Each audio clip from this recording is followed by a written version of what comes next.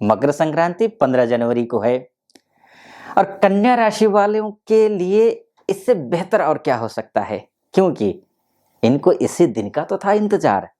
77 साल बाद बन रहा है ऐसा योग। वादा है 2024 की पूरी पटकथा, पूरी कहानी, आप कितना सफल होंगे इसकी जो पटकथा है ये इसी दिन लिखी जाएगी। ध्यान से पूरा वीडियो सुनिएगा। 77 साल बाद रवि योग बन रहा है, वरियान योग साथ में बन रहा है। 5 साल बाद सोमवार के दिन मकर संक्रांति पड़ रही है। और एक खास बात, 14 जनवरी को लोहड़ी है और कुछ 13 को भी मना रहे हैं, और लोहड़ी के दिन ही विनायक चतुर्थी है। यानी कि अंग्रेजी नववर्ष तो 1 जनवरी से मनाया जाता है, लेकिन वैदिक ज्योतिष का जो वास्तविक कैलकुलेशन जो होता है ना, वो मकर संक्रांति से होता है। जैसे सूर्य उत्तरायण में जाता है वैसा ही होता है, वहीं से होता है। और इसका कैलकुलेशन जब गणेश जी का दिन यानी कि विनायक चतुर्थी के दिन से शुरुआत हो, तो इससे शुभ आपके लिए क्या हो सकता है। आपके लिए इतना जोर देकर क्यों कह रहा है पता है आपको? क्योंकि आपके राशि के स्वामी कौन है? बुध है। और बुध के जो देवता कौन है? वो गणेश जी हैं। और शुरुआत कैसे हो रही है मकर संक्रांति की? विनायक चतुर्थी से। शानदार है, अद्भुत है। पूरा वीडियो सुनिएगा। आपके हर एक क्षेत्र पे मैं आपकी नजर डालूंगा ज्योतिषीय दृष्टिकोण से। पूरा वीडियो सुनना। अच्छा लगे वीडियो मेरा एनालिसिस तो चैनल को सब्सक्राइब कर दीजिएगा, वीडियो को लाइक और कमेंट बॉक्स में जाकर के महादेव का भक्त हूं, आप पर भी महादेव की कृपा बनी रहे, ऐसी मेरी कामना। अच्छा लगे वीडियो तो फिर श्री गणेशाय नमः या फिर ओम नमः शिवाय 5 बार या 11 बार जरूर लिख दीजिएगा। चलिए विषय पर प्रवेश करते हैं। बात यह है कि आपके लिए शुभ क्यों है, तो पहले तो मैंने ये बताया विनायक चतुर्थी के दिन से मकर संक्रांति की शुरुआत हो रही है और आपके लिए मकर संक्रांति बहुत मायने रखता है, खासकर उनके लिए जो विदेश जाना चाहते हैं या विदेश में रह रहे हैं उनके लिए तो 100% शुभ है। कोई कन्या राशि कन्या लग्न का है, विदेश में रह रहे हैं, संघर्ष कर रहे हैं, उनके लिए शुभ दिन शुरू हो जाता है। एक जो यहाँ है आईलेट्स की तैयारी कर रहे हैं, विदेश एजुकेशन वीजा के तहत, वर्किंग वीजा के तहत या फिर पीआर के लिए जाना चाह रहे हैं, किसी भी सूरत में जाना चाह रहे हैं, चाहे विजिट करने के लिए ही सही, टूरिस्ट वीजा पर, सबके लिए शुभ है, अच्छा है। यहाँ से बात डोमेस्टिक की कर लेते हैं। डोमेस्टिक लेवल पे जो स्थिति बनी हुई है, जो सूर्य देखिए पंचमस्त सूर्य है, यानी कि सूर्य का केंद्र में होना और त्रिकोण में होना तो शानदार होता है, शानदार अद्भुत होता है। वो इसलिए होता है क्योंकि आप अगर किसी भी फील्ड में हो, जॉब में, चाहे डॉक्टर हो, लॉयर हो, आप सीए हो, या आप बैंकिंग सेक्टर में हो, सेल्स एंड मार्केटिंग में हो, आप रियल एस्टेट में काम करते हो, आप कंस्ट्रक्शन में काम करते हो, चाहे तो आप जो है पुलिस विभाग में हो, आईटीबीपी में हो, आप बीएसएफ में हो, हमारे जो अनवान शान है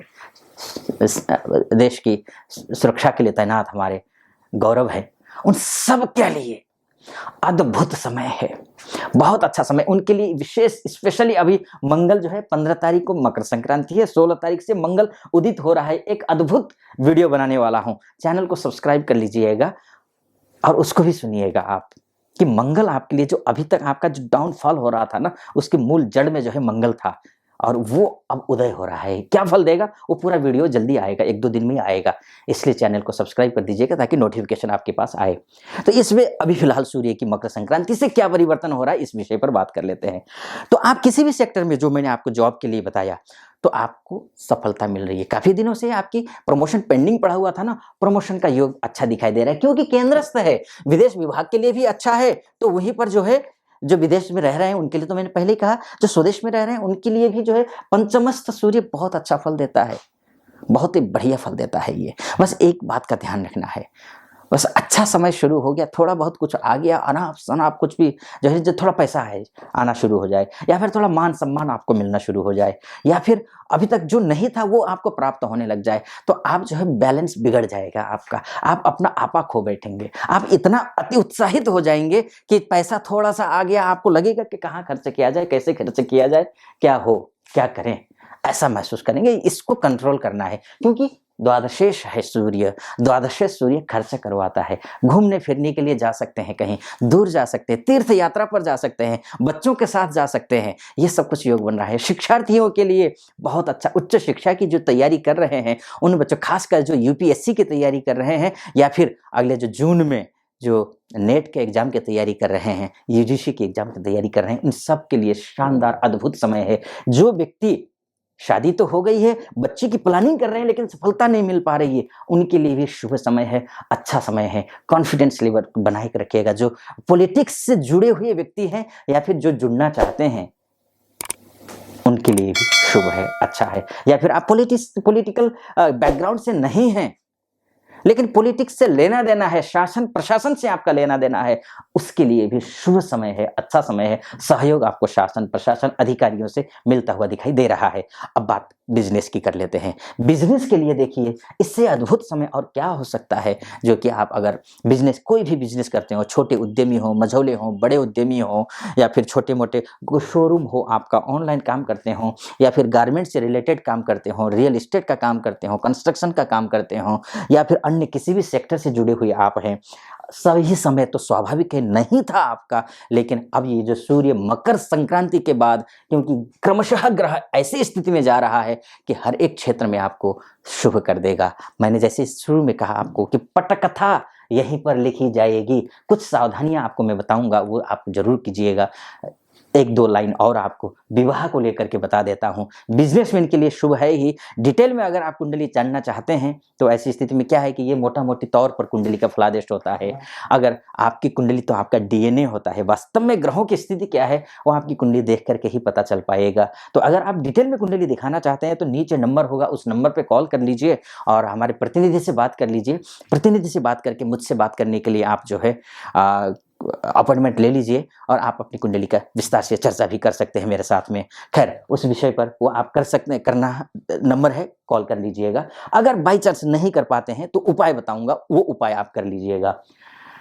विवाह की बात है, विवाह पेंडिंग में पड़ा हुआ था, बातचीत चल रही थी, पाइपलाइन में थी, कंफर्म नहीं हो पा रहा था, तो विवाह का योग अब शुभ है, अच्छा समय आ रहा है। बस ये है कि बढ़ा चढ़ा करके विवाह में भी मत बताना, चाहे आप लड़की पक्ष वाले हो चाहे आप लड़के पक्ष वाले हो। होता क्या है कि सूर्य जब इस भाव में बैठता है तो व्यक्ति जो है ना, कुछ जितना होता नहीं है उससे अधिक बताना शुरू करता है, तो बात बिगड़ जाती है बाद में। तो जो हो आप वो बताने की कोशिश करना, बस इस बात का ख्याल रखना है। अब मैं ज्यादा लंबा नहीं करूंगा इसको लेकर के, मैं उपाय कुछ बता देता हूं दो चार, बाकी ये करना है आपको, जरूर करना है।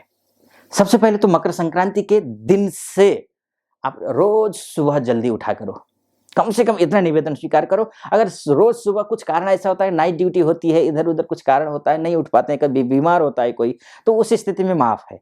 लेकिन अगर आपके पास समय है तो सुबह उठो। अगर सफलता चाहते हो, मकर संक्रांति यानी कि सूर्य प्रधान है ना। अब सूर्य के दर्शन करना सुबह उगते हुए सूर्य का, ये जरूर करना, और अर्घ्य देना।